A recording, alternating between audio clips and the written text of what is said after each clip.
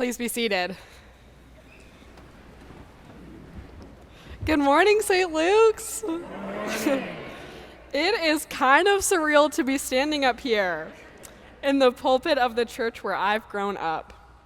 My seniors and I have watched Senior Sundays for years, and I knew ours was approaching, but I still can't quite wrap my head around the fact that we are actually here, days away from graduating.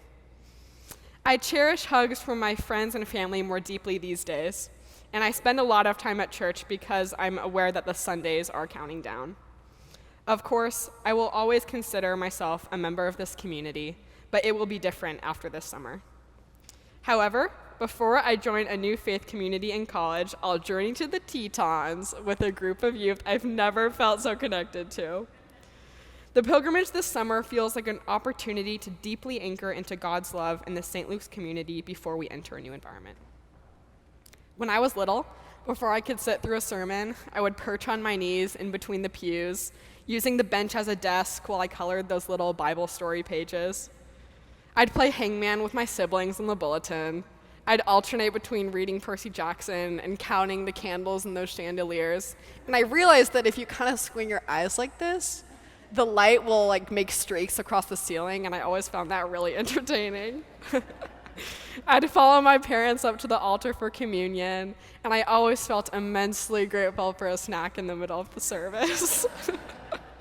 I'd do whatever I could to make time speed up so that I could run downstairs to grab 2 paper cups, one full of Cheez-Its and the other of lemonade. Somehow, though, while I was coloring and zoning out in these pews, I was learning that I was loved here just for being here and for being myself. I could just show up and be embraced. I have to remind myself how remarkable that is, that we have this community here where everyone will listen, offer a smile, some comforting words, and a firm hug. St. Luke's introduced me to God. It has felt like a hidden refuge, a garden of peace tucked in between the buildings of downtown Atlanta. St. Luke's takes on a similar role in my life to the one that Jesus takes on in today's gospel lesson. The disciples are fishing, and Jesus hollers at them from the shore, "Check the other side of the boat." Following his advice, they struggle to pull up the net that's bursting with fish. Imagine that net, empty for most of the morning, now struggling to contain the fish flipping about. Imagine the relief and joy of the disciples, hear their laughter and shouts. Imagine their hands waving to the shore in thanks as they made their way in to meet Jesus. When they hopped off the boat, Jesus had a meal prepared for them, a gift of food. However, the fish and bread themselves were not the gifts.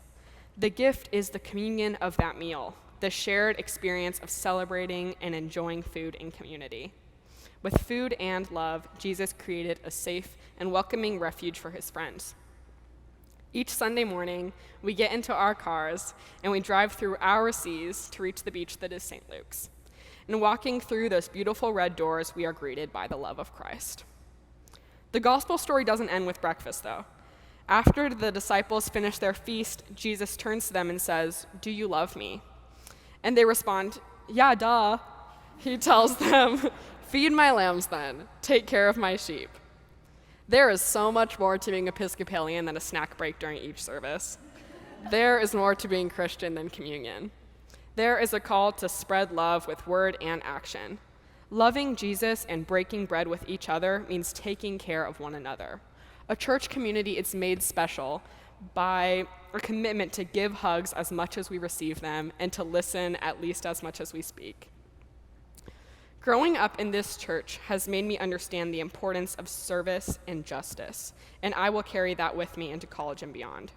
I have loved being a part of a community that balances relationship building and spiritual exploration with active learning and continuous service.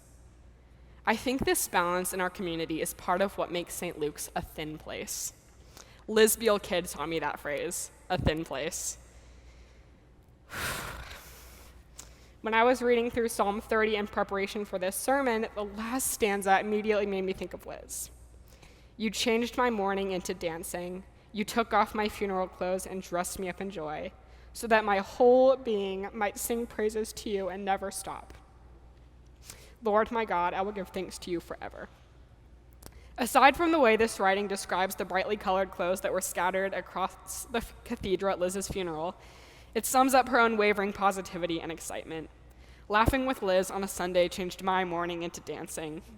Lord, I will give thanks to you forever for Liz Beale Kidd and the way that she transformed our youth community here at church. I wish I could express to you all the magnitude of the fact that I was not friends with anyone in youth until Liz came to St. Luke's. I did not go to youth. We did not go to youth. But that was not an option when she was around. There was no escaping her love, and being on the other end of that affection and affirmation was one of the most comforting feelings I've experienced in high school. Liz pulled me from the pages of my books into the present moment, where she showed me God and introduced me to the entire EYC community. I would not be who I am today without her leadership and friendship. Liz described a place as thin when it felt as though there was a shorter distance between us and God. In thin places, God feels more accessible and closer to our hearts. I think another characteristic of a thin place is the heightened sense of the cloud of witnesses that Barbara Brown Taylor brought to our attention at Winnie's installation. The assembly of angels and souls that surround us always. Last fall, in here, we envisioned everyone who had walked through this sanctuary, all of the rectors, all of the vestry members, all of the parishioners, witnessing a monumental event of celebration in this church's history. This reminds me of our reading from Revelation this morning.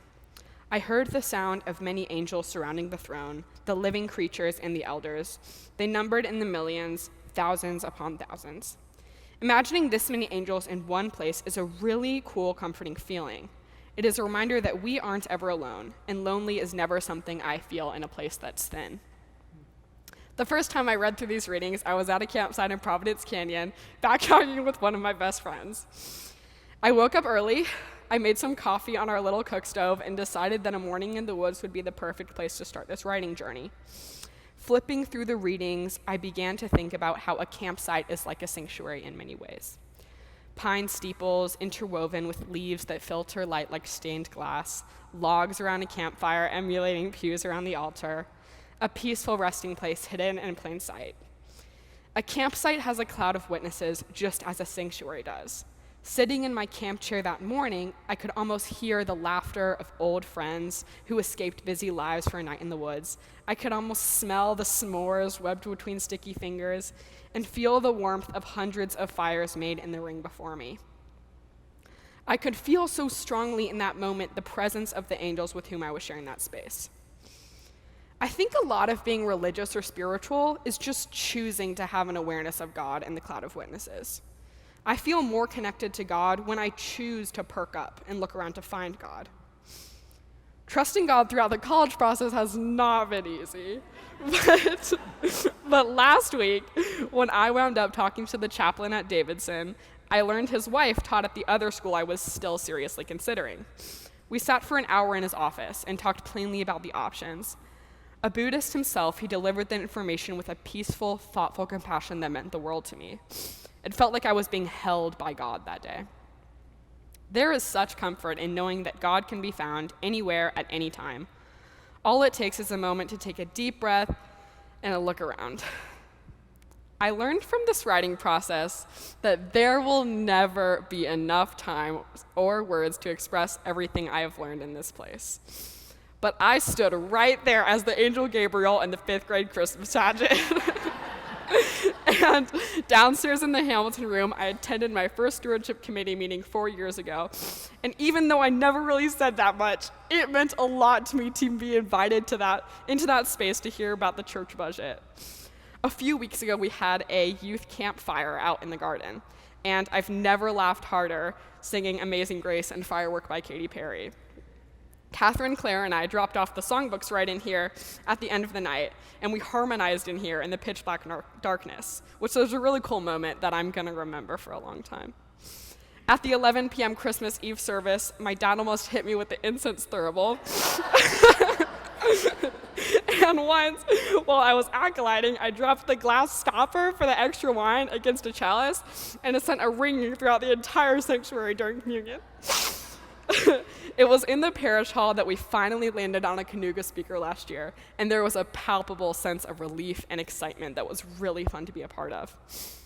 When I was younger, I accidentally put on a blue name tag instead of a red name tag at Children's Chapel, and I had to go to the nursery instead of big church, and it was very distressing. It is in this building that I learned what happening is, and where I learned about Camp Michael and what a youth diocese even is.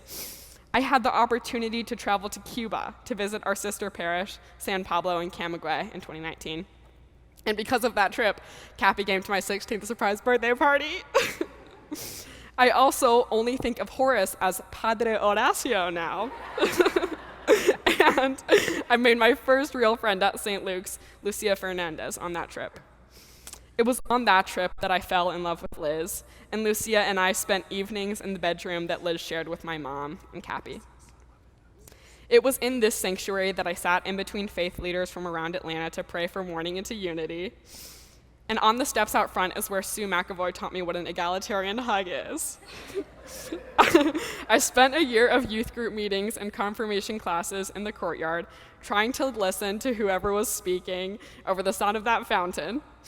And when I was confirmed out in the garden, Ed Bacon was there with my whole family, as though no time had passed since he baptized me at All Saints Church in Pasadena, California. I learned that I liked public speaking while reading from the Bible at that lectern, and it was in this middle aisle that Elizabeth taught me how to acolyte. These pews have been smoothed with my hands, along with yours. We have shaped this church as much as it has shaped us, and that means a lot to me. There is so much more I could say to y'all about how much love I have for you, but I suppose I will end with something my Sunday school teacher, Jeff Kramer, told us a few weeks ago that has really stuck with me. When you feel reminded of God or of this community for some reason, take that as an opportunity to raise your head and look around for God, for there is something that you need to pay attention to. In this moment, I am reminded that I have found God in each of you. Thank you for being here and watching us seniors grow up. Thank you for the hugs, smiles, and words of encouragement. Thank you for instilling within us a fire for justice. Thank you for trusting me to find my place here, even while I was coloring in the pews and counting candles. Thank you for cooking fish and breaking bread on this beach on Peachtree. I am very, very grateful. Amen.